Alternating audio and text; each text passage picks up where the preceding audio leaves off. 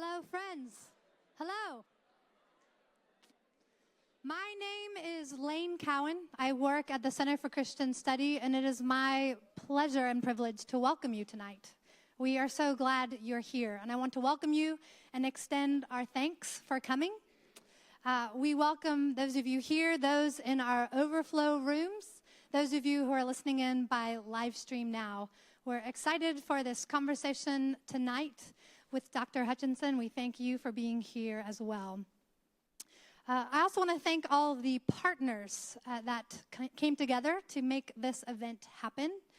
We have a number of grounds ministries that are partnering tonight, including Chi Alpha, Crew, Grace Christian Fellowship, InterVarsity, Navigators, and RUF. And we also want to thank The Point for helping put together the live stream opportunity for tonight. And in bringing together these campus ministries for tonight's event, we hope that this actually reflects something that is good and true about the UVA Christian community, that we are called to be one in Christ together. A thank you specifically to the Veritas Forum as well. Thank you, Kara, for your part.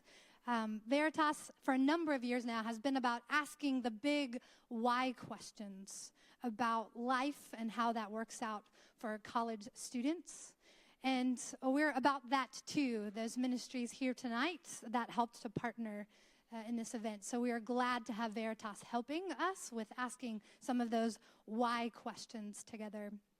If you have particular questions that come to mind, there will be an opportunity for you to text in a question via this phone number. You can text a question at any point, and later on, after Dr. Hutchinson is finished with his portion of speaking, there will be a Q&A session moderated by Bill Wilder, and he will receive your questions. Some of your questions will be able to be discussed on stage with Dr. Hutchinson. So make note of this number. We'll probably put it back up again when the Q&A portion starts, but you're welcome to text at any point.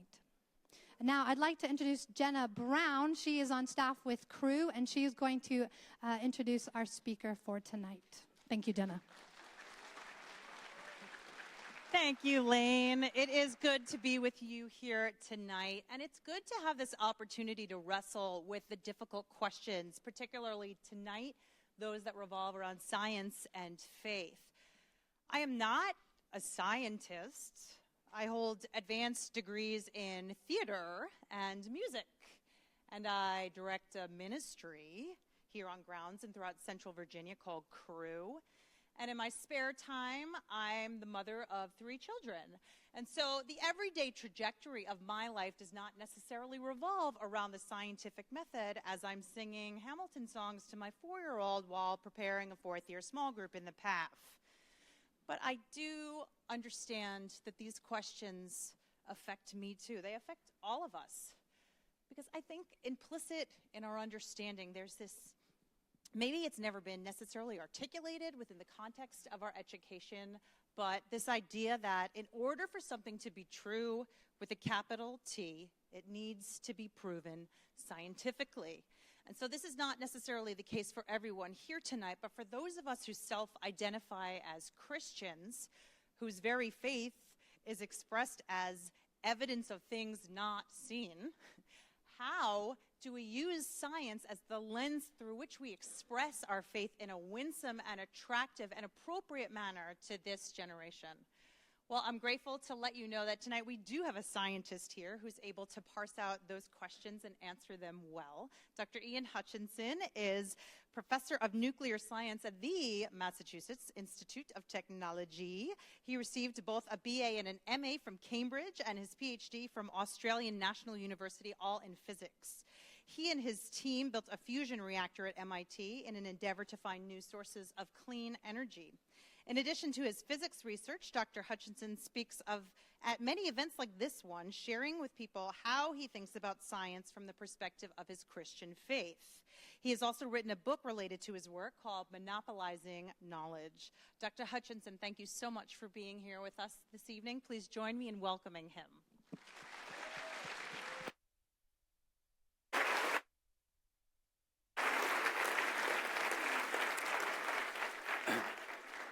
Well, thank you very much for the invitation to be here at this Veritas Forum. Many institutions have unique greetings, and I gather that there is a unique greeting here at the University of Virginia. So what else can I say than wahoo-wah?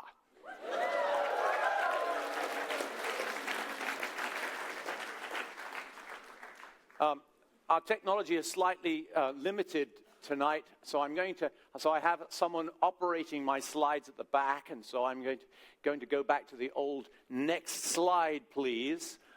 Here it is. Can faith and science coexist? Many people think that there is a stark choice between faith and science, that they're somehow so incompatible that they can't coexist. These people have heard that the history of science is dominated by conflicts, with religion doggedly opposing science's progress, but eventually being overcome by science's success. To accept that view, though, is to accept and believe a myth. Next, please. This myth was deliberately promulgated in the 19th century as part of a campaign to secularize higher education. This gentleman is Andrew Dixon White, who was the supreme champion of that myth. And he wrote a very famous book called A History of the Warfare of Science with Theology in Christendom. But the myth, including many errors of A.D. White, has been thoroughly debunked by historians of science during the past few decades. The truth is that people of deep Christian faith were instrumental in the founding of the scientific revolution and highly influential in its development ever since. Next, please.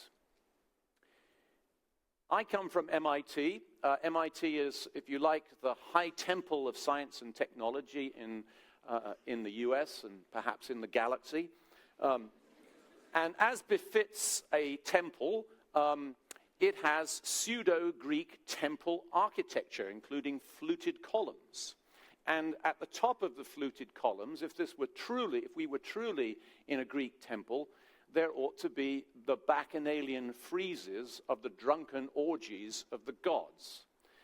We don't have those at MIT. Instead, what we have are the names of the great heroes of science and technology over history. And some would say that the drunken orgies take place across the river in the fraternities. Well, a few years ago, we tried to make an assessment of what fraction of the great heroes of science over history, as represented by the names on the architecture of MIT, were Christians. It's a hard estimate to make, but the estimate we came up with was something like 50 or 60%. So that's the first point I'd like to make. Next slide, please. Serious Christians, believers, were a high proportion of the most influential natural scientists in the first few centuries of modern science's development. And these people, such as these folks here, are just a small selection of the giants of physical science who were deeply committed to their faith. Now then, there's the big question about the history of ideas. Modern science grew up almost entirely in the West, where Christian thinking held sway. There were, at that time, civilizations of comparable stability, prosperity, and in many cases, technology in China, Japan, India, and so on. Why did they not develop science as we know it? If it were true, as A.D. White claimed, that the Christian church's opposition had stunted scientific development for hundreds of years, why didn't science rapidly evolve in these other cultures? Next slide, please. A cogent case has been made that far from being an atmosphere stifling to science, the biblical worldview of the West proved to be the fertile cultural and philosophical soil in which science grew and flourished. The ways in which Christian theology contributed to scientific attitudes include these. A free contingent creation requires experimental study, not just armchair philosophy. A good creation is worthy of study. A world that is not itself God is safe to investigate without violating the divine. A world for which humans have been given responsibility calls for study as a duty. Our rationality, reflecting God's, gives optimism that we can understand the creation. And God's role as a steadfast lawgiver leads us to seek general laws that govern the world. These are philosophical and theological encouragements to the work of empirical science. And when combined with the impulse of Christian charity to benefit humankind through practical knowledge, they led to a true revolution in understanding the world. So that's the second point. Next slide, please. I observed over the years, in my interactions with Christians in academia, that far from scientists being weakly represented among the ranks of the faithful, as one would expect if science and faith can't coexist, actually they're strongly overrepresented, and the sociological evidence shows the same thing. It's been studied systematically, for example, by Robert Wuthnow, whose data I'm showing here. And he established that while it's true that academics generally are believers in lower proportion than the US population as a whole, nevertheless, among academics, scientists were proportionately at least as likely to be Christians and often more likely to be Christians than those in the non-scientific disciplines. So next slide.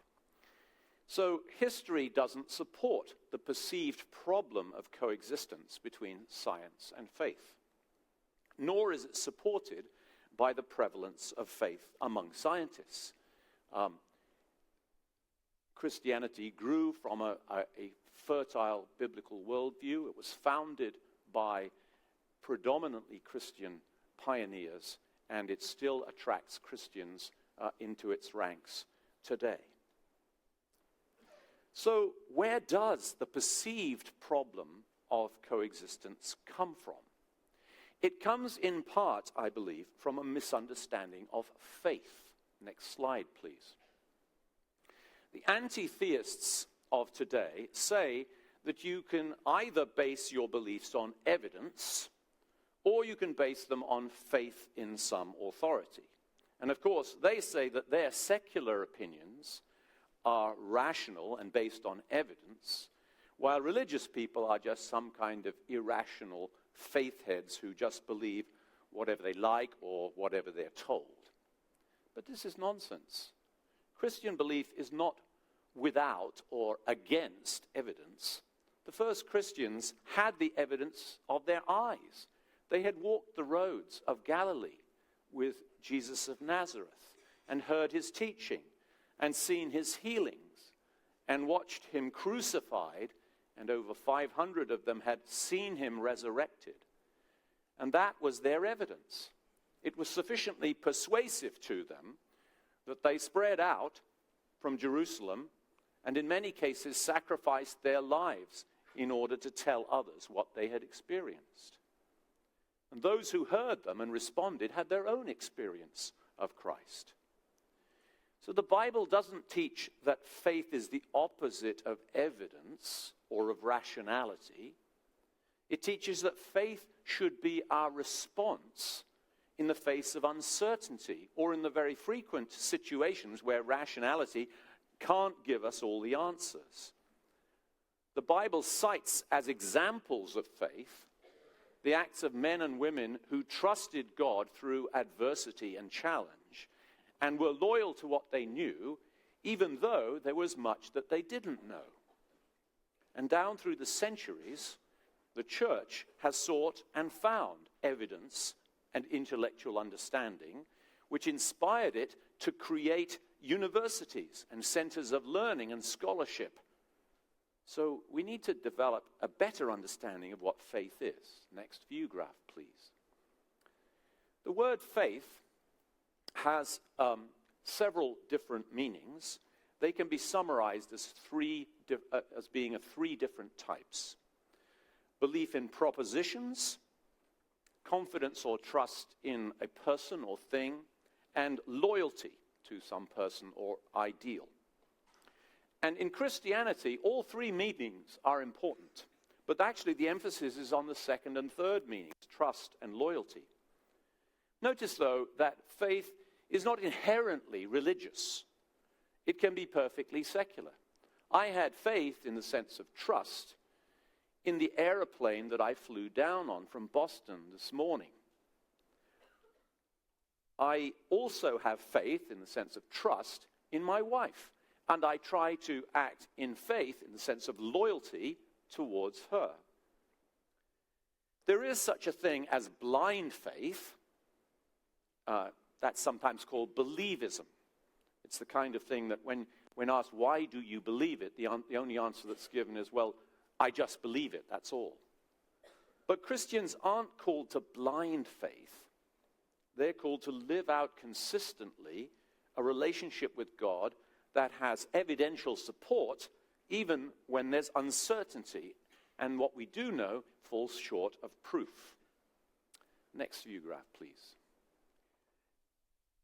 Authority is a related concept that's often disparaged today. It's true that the religious belief of many people is founded on an acceptance of what they are taught by religious authority. Is it then authority that is the problem? Well, not really, because it's just as true that their scientific belief is an acceptance of the teachings of their scientific authorities for most non-scientists, and even for scientists, because there are many elements of faith in science itself. For example, belief in the consistency of the world, or trust in other scientists' truthfulness and loyalty to a research group or to close collaborators. And if we realize that faith, rightly understood, plays a vital role in science itself and in its reception by non-experts, then we begin to solve the perceived problem of coexistence. But the perceived problem of coexistence also partly comes from a misunderstanding of science. Next view graph, please. What I mean by science is natural science, the sorts of things that are discovered by physics and chemistry and biology and geology and cosmology and so on. That probably seems obvious to many of you. But a lot of confusion arises because long ago that was not the meaning of the word science. In the 18th century, the word was often used to speak about any systematic knowledge. After all, the meaning of the Latin word, scientia, from which science is derived, is just knowledge. But today, when using the unqualified word science, most people mean, and I mean, natural science. It is natural science that has gained enormous epistemological prestige based on its amazing success in describing the world of nature and the powerful technologies that it has spawned. Next view graph, please.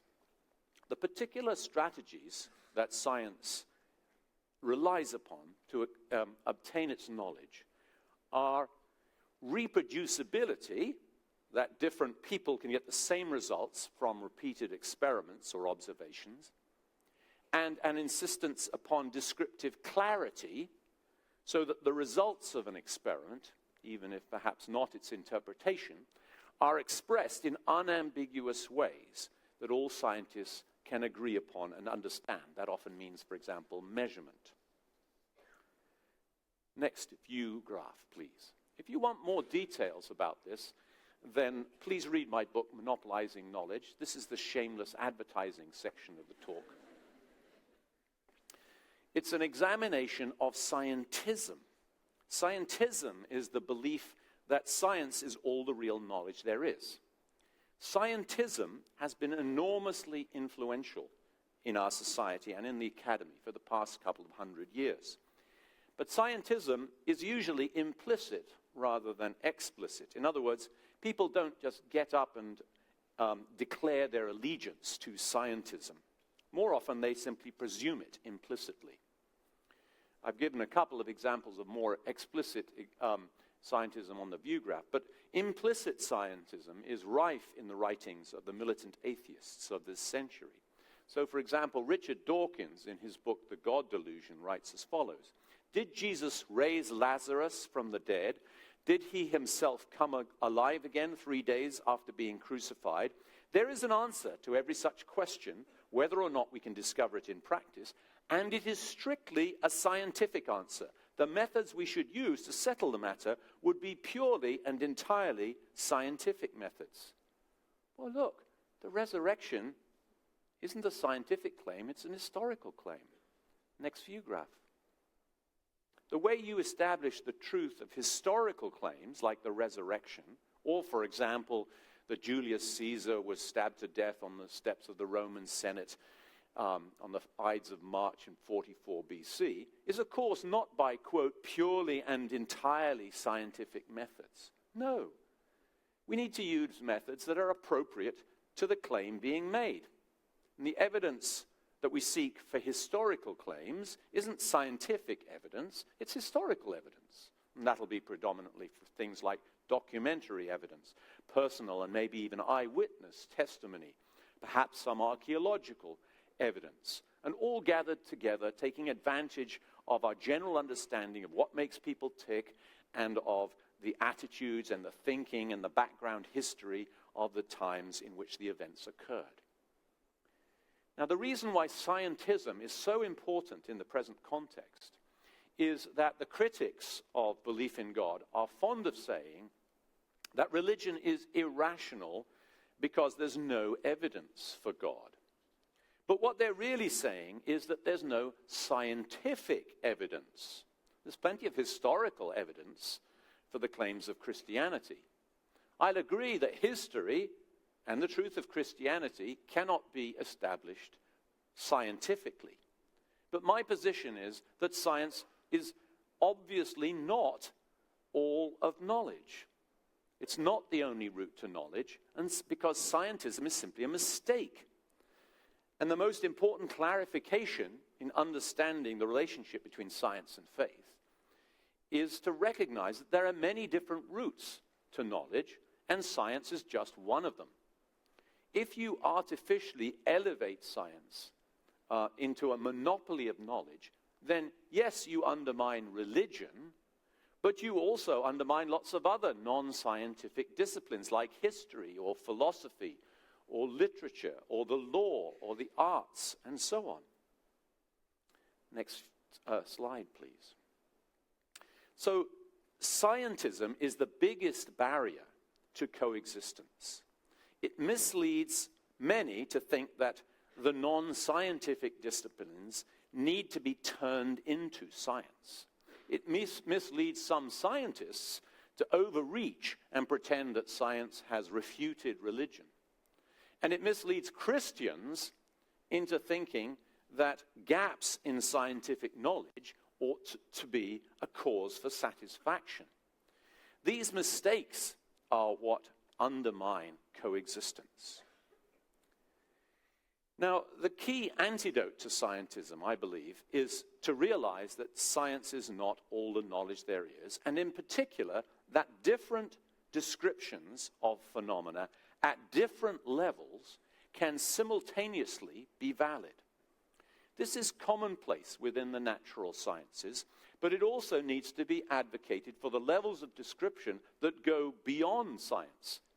There can be scientific descriptions which avoid purposeful explanation as an operational presupposition of science, and there can be human and personal and purposive explanations, all of which can simultaneously be true. So to illustrate this, next view graph, please, consider the human person. You might say that I am an assembly of electrons and quarks interacting through quantum chromodynamics and the electroweak forces. Next. I'm a mixture of a wide variety of chemical elements. Hydrogen, oxygen, carbon, etc. Next. I'm a wonderful assembly of cooperating cells guided by genetic codes. Next. I'm a biochemical machine powered by bioenergy. I am a mammal, next, with blood, warm blood and hair. Next, I'm a human with consciousness and intelligence. Next, I am a husband, a lover, a father, a teacher. Next, I am a sinner saved by grace. Next, I'm an eternal spirit, beloved by God. Next, I am all of these things, and not one of them rules out the others once we set aside scientism. Well, let me close by talking a little bit more about faith. And here's why I say that my Christian faith is reasonable. Next, please. It's based upon an assessment of many different types of reasons. Most of those reasons for belief in God are not scientific, but they are nevertheless logical and rational. The most important types of reasons for me personally are a combination of the historical evidence and personal religious experience. So my faith is based on experience, but not the certainty of reproducible scientific experiments. Still, that's not a reason to discount it, because like everyone else, I make small and large decisions almost every moment of my waking life on minimal evidence beyond personal preference and impulse. That's what it means to be sentient. If history is any judge, it is people who act boldly and with determination and commitment, even in the face of risk and in the absence of complete information, who are successful in the world. And such people are called men and women of action. They act in accordance with a view of the world which is plausible but unproven. That is, they act on faith. And I think my religious faith is quite simply the same principle applied to matters of God and the Spirit. That's actually not all or everything that the Christian faith is, because Christians over the centuries have experienced by faith what we take to be a personal relationship to God. Next, please. Arthur Stanley Eddington was the discoverer of galaxies and of the internal physical structure of the stars. And he put his view like this. In the case of our human friends, we take their existence for granted. We could read philosophical arguments designed to prove the non-existence of each other, and perhaps even be convinced by them, and then laugh together over so odd a conclusion. I think it is something of the same kind of security we should seek in our relationship with God. Next. Can science explain even something as familiar as friendship? No, rather obviously not. Science's methods don't lend themselves to that topic. Does the fact that science can't explain friendship mean there's no knowledge or reality in friendship? Of course not. Friendship is a reality that can't be discovered or explained by science. Science obviously coexists with friendship, and it can coexist equally well with Christianity. In fact, what I've tried to show you very briefly this evening is that there is a much more constructive relationship between science and Christianity than mere coexistence. There is a sense in which the Christian faith leads to science. And though I haven't developed this idea this evening for lack of time, there's also a sense in which science leads to God. The Christian faith concerns personality, intention, and significance, topics that science's methods preclude it from studying. Christians like me say that those topics are actually the most important because the universe is the creation of a personality. And that belief can coexist with science, but not with scientism. But then scientism is a fallacy. Thank you very much for listening.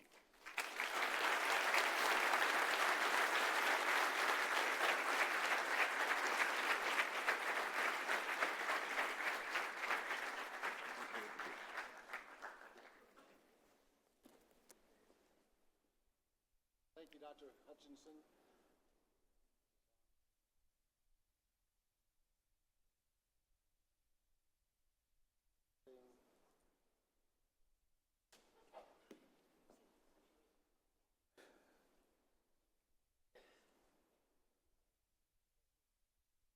Testing. Yeah, great. Great. Thank you, Dr. Hutchinson, for your remarks, and thank you, everyone, for being here, both those who are in this room and those who are in the two overflow rooms, and joining us by live stream. You can text in your questions, and I see that's already begun, 540-742-1822. It's on the screen as well, 540-742-1822. And we already have a lot of questions coming in. I'll bet we do. But I want to follow up on something that you said in the course of your remarks. You said that scientism is the biggest barrier to coexistence, and then the last thing you said was scientism is a fallacy. That's provocative. In fact, you made two provocative statements. One are claims. You expanded faith beyond what we're used to. Faith is much larger. It's an appeal to authority in science or religion or whatever else. But then you restricted science much more than we're used to. And in fact, in your book, you actually restrict science to the natural sciences and claim that too often in our culture, science is understood to be the only valid knowledge. I wonder if you could just say a little bit more about this scientism and how pervasive it is, because I think that's something that's a real barrier to those of us who want some sort of scientific verification for the existence of God or for our religious faith, and I think you would see that as a category mistake. Yeah, I think it's a category mistake, and I mean, insofar as science has, unqualified words, science, is referring to a particular way of finding out about knowledge. The natural science has methods that I've alluded to briefly and didn't unpack, that really are restrictive of its knowledge. Fundamentally, the reason why natural science, as I mean by the unqualified word science, the reason why natural science is limited is precisely because it relies on reproducibility and the clarity of careful measurements and unambiguous representations. And there are many things in our world which don't possess those kinds of clarity, and history was the example that I gave. It's true that referring to scientism is a little bit controversial. When I've done so in many audiences, I get a whole stream of different kind of reactions. Some people think, oh yes, of course he's talking about something I'm very familiar with, that scientism is all around us. And there are other reactions which go all the way towards saying, well, no, this is a straw man. You're setting up a straw man. People don't actually believe in scientism. But the fact is, scientism in various guises has been around for nearly 200 years now. Sometimes it's referred to as positivism, and there are various different reflections of it. It leads to an overemphasis on technology, and we see that, of course, all around us all the time. My purpose is not to disparage the non-scientific disciplines, those that I refer to as non-scientific. It's quite the contrary. I want to affirm that that disciplines whose methods are not scientific are still vital and important. And I think, particularly if I'm to take it a little further, this question of personality is terribly important. I mean, science describes things in terms of efficient causes, in a certain sense of mechanisms, okay? And so science is not examining the why or the reasons for things. It's examining the how or the mechanisms, the way that things come about. And that's the difference between how and why questions. But the why questions are just as important to us. In fact, they're in many ways more important to us. And so science cannot describe what, for example, individual intentionality. It's not part of its purview. And so, of course, if science can't describe human intentionality, which it can't, then it can't, of course, encompass God's intentionality. The title of your book is Monopolizing Knowledge. So Thank you. Keep the promotion implication, going. yes, it's a great book. So, and the implication is that scientism claims a kind of monopoly on knowledge. Are there ways that you would recommend that we might break that monopoly culturally, or perhaps in our own lives? Perhaps pursuing different ways of knowing other than scientific, and giving those a greater place in our lives? Or Well, I think that clearly we do. I mean, many people do find meaning and reality in many other things, and I think most people do. But I think it's important also to acknowledge that difference exists. And I mean, in all honesty, scientists are often guilty of scientism. They're not the only people that are guilty of scientism, but many science popularizers take the view that science is the supreme route to knowledge, the royal route to knowledge, and give that impression. Don't get me wrong, I'm not knocking science. I think science is tremendously important. That's why I've devoted my career to it. It's just that it's not all the knowledge there is. So here's a question that's related.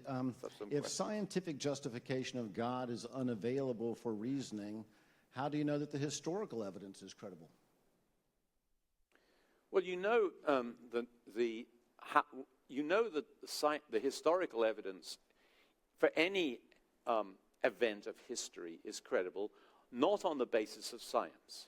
So if any history is credible, then it's conceivable that the historical claims of Christianity are credible.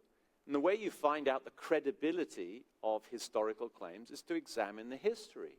And so, historians have ways of going about trying to make sense of documents, of testimony, of archaeological finds, of all the things that speak about the past. I don't think that there's some kind of knockdown proof about any particular event of history. Historians don't depend upon scientific proofs. They marshal the evidence, and they make the case that the most plausible explanation for some sequence of events or whatever it might be in history is that it came about because of so-and-so, or that such and such was what really happened. It's the same kind of approach that we need if we want to address the Christian faith and the claims of the Christian faith, which are, of course, embodied predominantly in the New Testament. There in the New Testament, we have the life of Jesus laid out for us, the experience of the early church, the spreading out of the gospel through the Roman world, and so forth. And we've got to ask ourselves the question, how credible are these accounts? So if you're approaching the Christian faith from a purely intellectual point of view, and you want to say, well, do I find this credible? Those are the kinds of questions you need to ask yourself. Of course, those of us who have a personal faith and have a personal experience of Jesus, tend to lean towards trusting the Bible even more than that. We believe that there's an inspiration associated with the Bible, but when you approach it from a purely intellectual point of view, as someone whose mind is open and just wants to say, well, how plausible is Christianity? I don't think you need to believe the Bible is perfectly true before you can read it. I think you should read it. The question about your I am phrases at the end, does one of the I am phrases have priority over the other in your eyes? Does one makeup of our body have priority when observing how we are composed? Well, the point I'm trying to make is, about all of these I ams, is that they're all true, okay? So I don't particularly intend to prioritize them. Priorities imply you have some kind of value. There is no sense in which, from a purely descriptive point of view, any of those are any more true than any others. And that's the point I'm trying to make. So I wouldn't want to prioritize them, but I do think that some of those descriptions are accessible to some people. They can understand them, and some of them are not. So if you're not a physicist, then you probably don't really know what a quark and a gluon is. So okay, that's not something that's a very useful description. But most people can at least understand the human descriptions. But the point I was trying to make is that there are many different levels at which you can describe any object, and a human is a particularly complex object, and so it's a particularly good example. And they can all be true simultaneously, and I think that's very helpful because and even if we go into and look at the Bible, there are plenty of places in the Bible where the Bible talks about God acting in the world, but they talk about him acting in the world when there's a perfectly clear-cut natural explanation for whatever it is that's going on. So, for example, I usually use the example of the founding miracle of the Hebrew faith, which was the exodus of the people of Israel from slavery in Egypt and their crossing of the Red Sea. Well,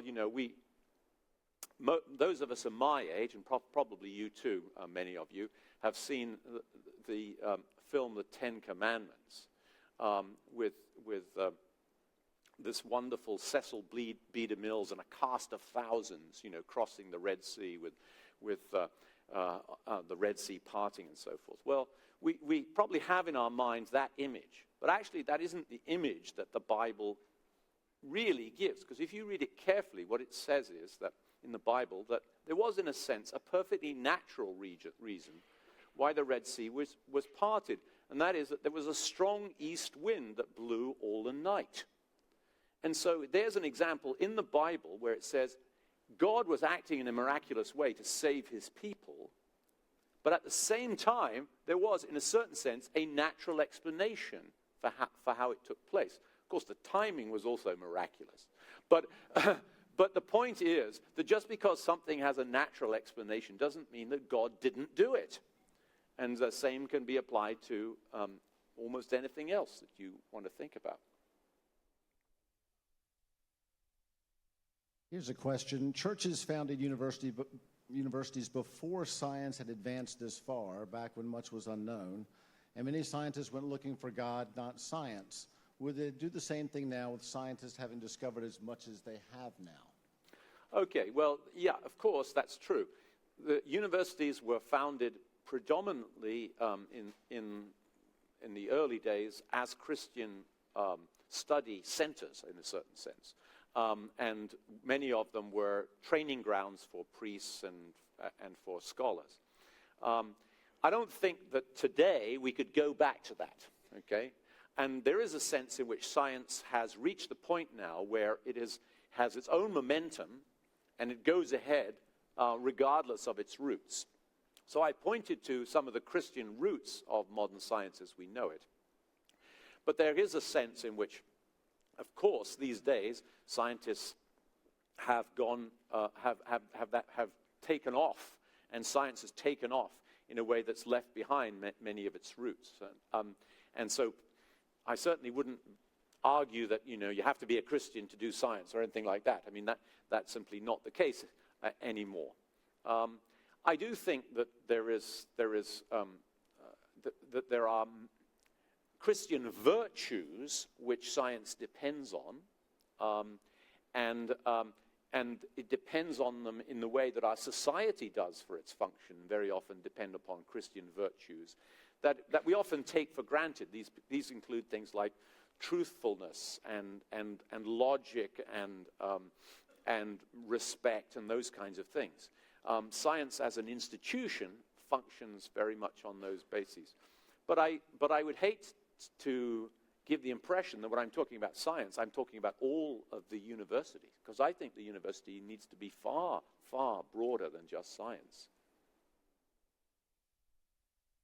So is it the case that there's a kind of science envy here, that because the topic of science is the topic of study for science are precisely those things that are repeatable and have more unambiguous evidence, that there's a greater degree of certainty, and that other fields and disciplines want that greater degree of certainty, perhaps even including in religious faith or other areas, and so there's an attempt to... Well, that's, certainly there is a temptation to try to cash in on what I call the epistemological prestige of science. So I think many things these days call themselves sciences, primarily because the word science carries a certain cachet, okay? And they don't really bear any relationship or any resemblance to the natural sciences. Again, by saying that, I don't mean to disparage them. I'm just saying that they don't use the same methods.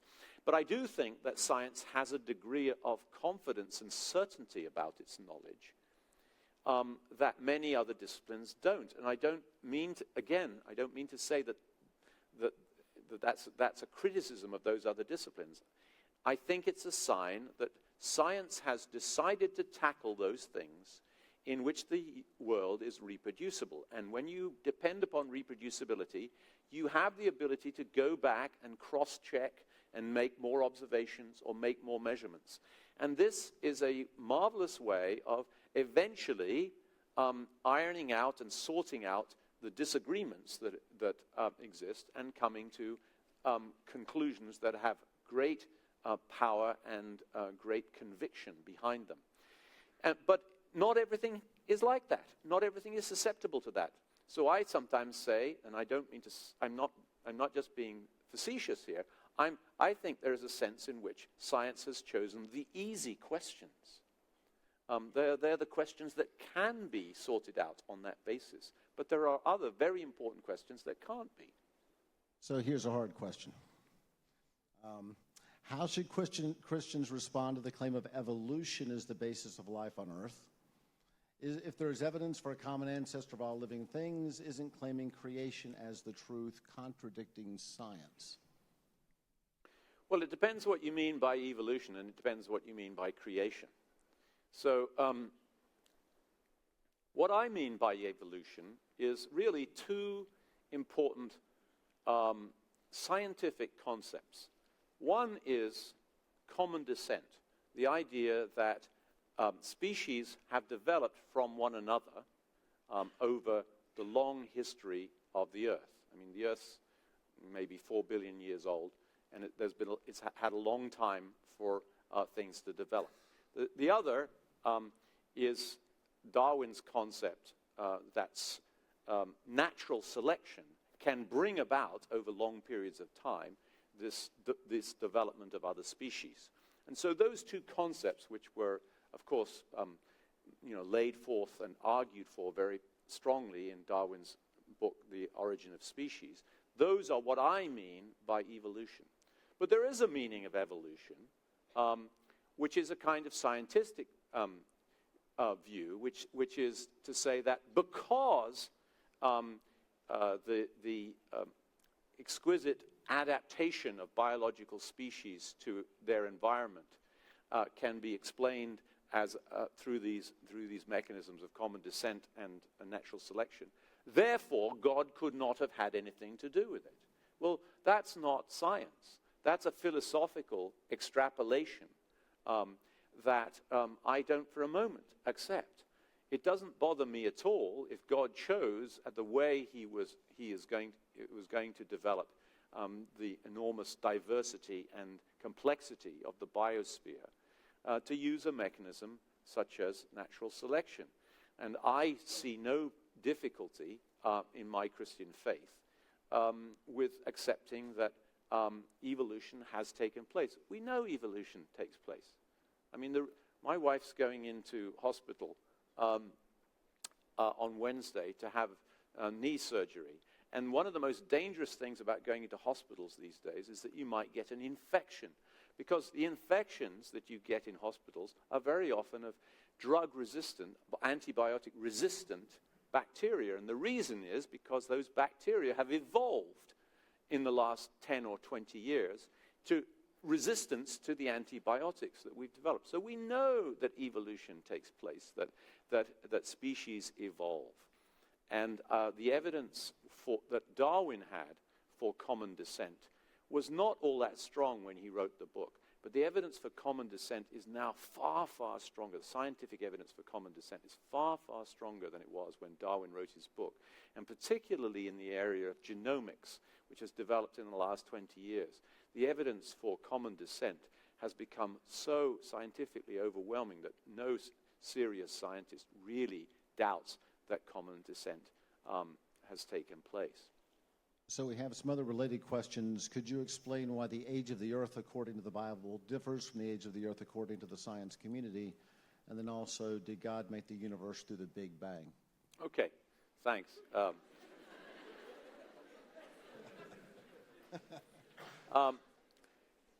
First, let me tackle the Bible question first.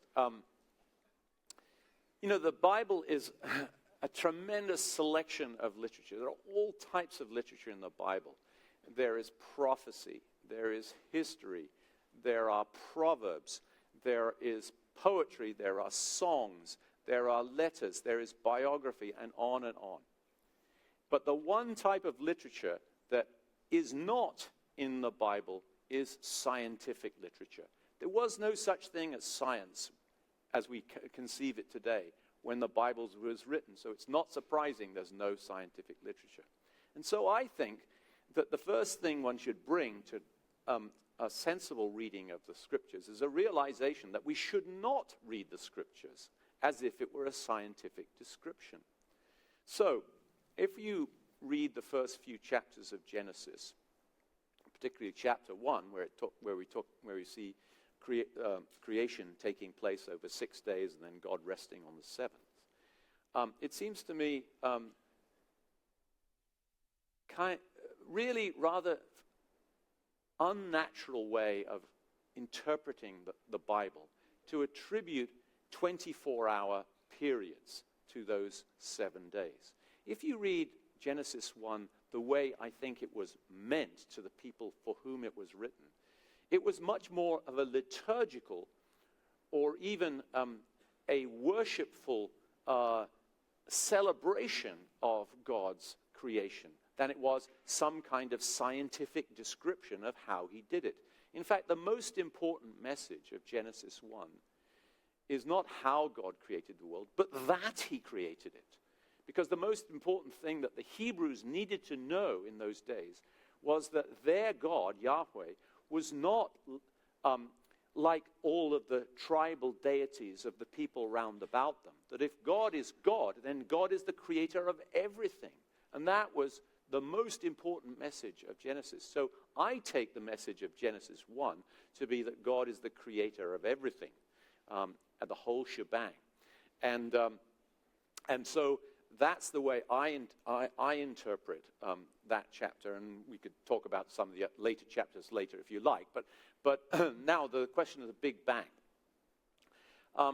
Everything we know in physical science basically goes together to support the fact that the universe and the Earth is very old. As far as the universe is concerned, we now know when the Big Bang took place with remarkable accuracy. It's something like 13.7 or 13.8 billion years ago. There are very complex interpretations of the microwave background and its uniformity and so forth that go to tell us what that dating is. But insofar as we know the laws of nature, we can deduce when it was that the universe got going. I don't have a problem with the idea that God created the universe in a very small size and that it's been expanding ever since. I don't see why that's a problem, and I don't have a problem with it.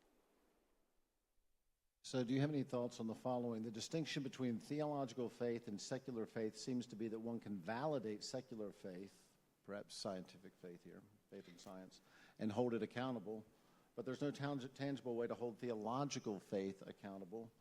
Thus, secular or perhaps scientific faith seems distinct from theological faith to the point where comparing the two seems unfair. I don't think I agree with that comment. Yes, there are ways in which we have faith in things and there is accountability in the secular world. And I think there are also ways in which we have faith in ideas in religious respects, and these are accountable. The accountability is actually not all that terribly different. In science, there's a sense of accountability, and people can make all kinds of claims that they claim to be scientific claims. Scientists, as a community and as an organization and as an institution, have ways of testing those claims. And if those claims are found not to be consistent with the science as we know it, then we discount them. So if someone writes a scientific paper that starts by saying that Maxwell's equations, which are the equations that govern electromagnetism, that's my stock in trade, if it starts by saying that Maxwell's equations are wrong, then I don't spend a great deal of time reading that paper, because I know, that here is a set of ideas which has gathered authority within the scientific community because it's been tested over many decades, over hundreds of years, and been established in lots of different ways. Well, actually, there are similar kinds of things in religious faith. I mean, the church, various churches have mechanisms of holding people accountable. So denominations, for example, have procedures that they go through for deciding whether someone should be ordained and become, professional clergyman. And congregations hold their pastors to account, and if they misbehave in certain ways, well, they're not acting in ways that are consistent with their Christian faith. So, and what's more, the Christian faith has been tried over centuries by Christians over history, and there are certain things that, basically are known and established as Christian doctrine, and there are others which have been tried and have been found wanting and so forth. So, I think it's true that some things in the secular world are more definite. Certainly in science, they're more definite, and there are good reasons why science is more definite than other things. But I don't think that there's a big division between faith as practiced in the secular world and faith as practiced in the religious world. Similar to that, you've established that there may be multiple avenues to truth, but you haven't addressed what to do when two or more of those avenues are directly at odds with each other. Which one is a stronger indicator of the truth? Well,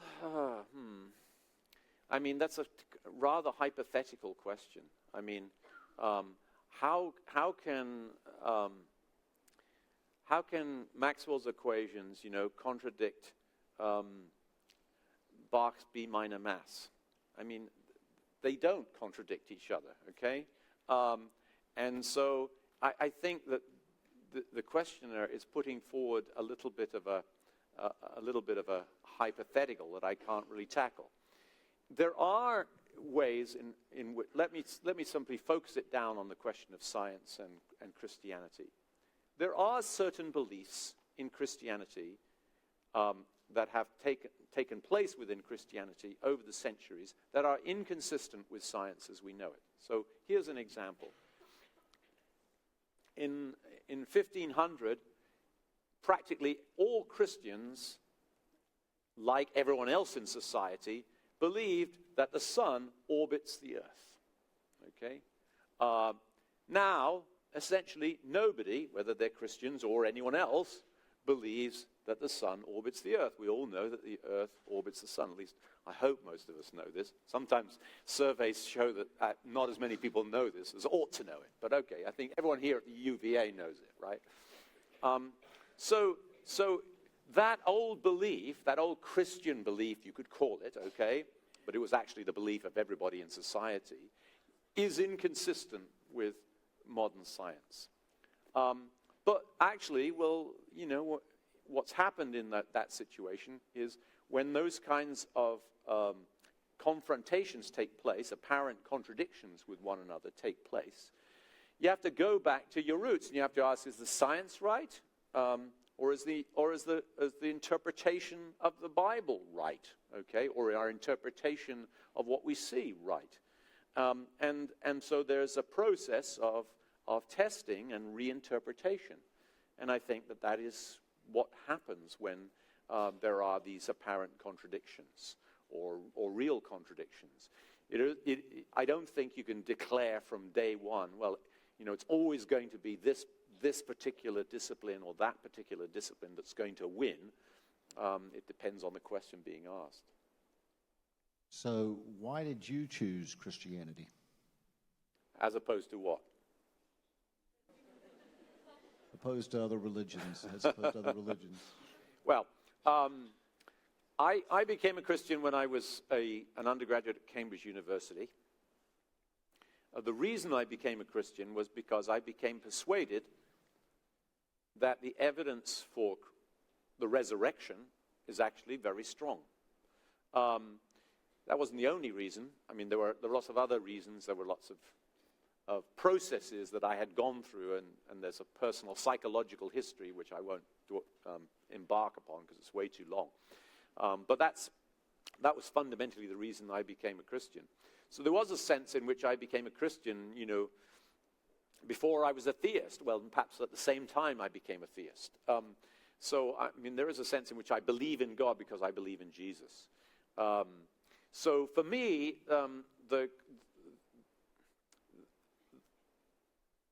it wasn't a question of, well, I became a believer in God, and then I sort of said, all right, fine, I've got an array of religions, and I better choose the best one. For me, it was a very different process than that. Having said that, I think there are very good reasons why, in hindsight, Christianity is as powerful and widespread a faith as it is, and these are rational reasons.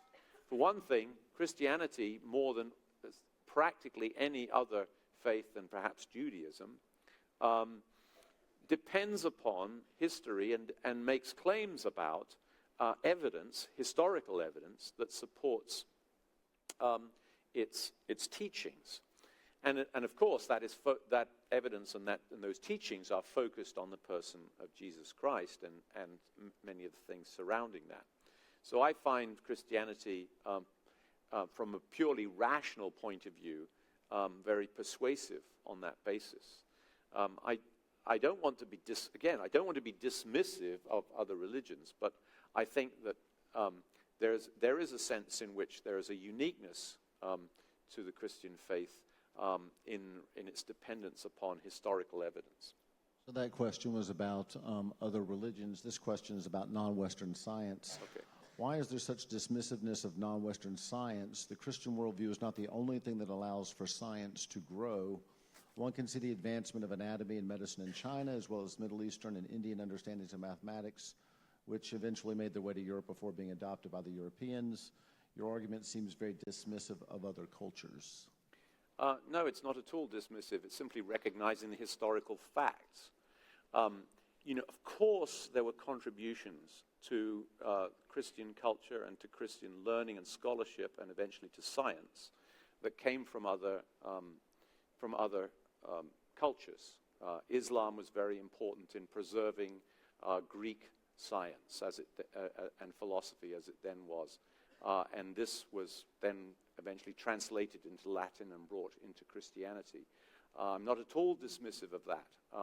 Mathematics was very important and was developed by both the Greeks and the Arab nations in many important ways. But none of those developed modern science as we know it, empirical science, outside of Christianity. So if you don't accept that the scientific revolution was a revolution, then clearly my remarks about the scientific revolution taking place in the West, are not going to appeal to you. But I think you would be in a minority in doing so. So, of course, there's a long history of what we could call science that leads up to the enormous explosion of scientific activity that took place in the late 16th and early 17th century and grew almost exponentially over the next 100 or 200 years. But it is a fact that the scientific revolution took place in Europe predominantly, and that was Christian. Now, of course, interpreting history, I don't want to try to make too strong a case here. I mean, the reasons why the scientific revolution took place in Europe, are matters that historians can argue about. But what I want to point out is that far from being stifling to science, Christianity as the culture of the West was in fact the place where science grew. And there's a good argument that there were good reasons why Europe was the place where modern scientific revolution took place. Great. Well, let's take one more question. How can we as humans take that leap of faith and fully trust God, even though there seem to be many things that show that God exists or perhaps doesn't exist? Why is it that God has all these plans for us, yet leads us to him in the most confusing and ambiguous ways? Okay. I think this is a question really about why God isn't obvious, okay? Because I mean, I would argue that there are evidences, but I think the questioner is right, that those evidences don't seem to be as decisive or as obvious or as clear or unambiguous as many of the things, for example, that we discover in science. I mean, we don't really have a lot of trouble believing in gravity, because if we don't believe in gravity, we're in big trouble. Well, okay, why is God hidden? I think there are lots of reasons why God is, to a certain extent, hidden. The most important are that God is not like us, that God is not part of his creation, that God is the creator. He's not part of the creation. And so it's important not to think of God as something that's, essentially governed by this world, because it's the other way around. This world is governed by God. I also think that and by the way, this question of the hiddenness of God is to a large extent wrestled with in the Bible, and you can there are a lot of questions that surround that. But I think that people in the Bible actually did feel that in many ways that God was nearer to them than we perhaps feel today, and that's perhaps because they lived closer to the earth and their lives were more bound up with the earth. So one of the reasons why the Bible gives for why God is hidden is because God is overwhelming.